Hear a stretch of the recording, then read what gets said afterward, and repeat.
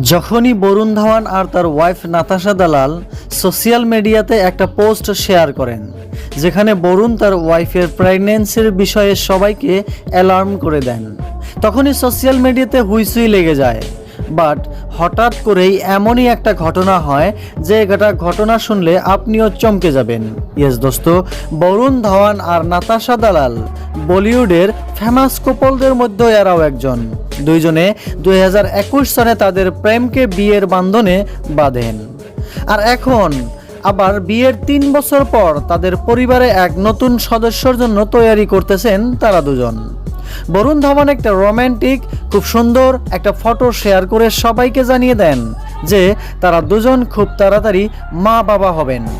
ফটোতে বরুণ ধাওয়ান তার ওয়াইফের পেটের মধ্যে কিস করতে দেখা যায়। দুইজনের এমনই কেমিস্ট্রি মোমেন্ট বহুত কিউট দেখা যাচ্ছে। কুপলদের জন্য এমন মুহূর্ত প্রথমবার হয় খুব আনন্দের। আপনিও কি এমনই একজন কুপল? এমন একটা মুহূর্তের জন্য আপনিও কি অপেক্ষায় রয়েছেন? কমেন্ট করতে ভুলবেন না আপনার মন্তব্য।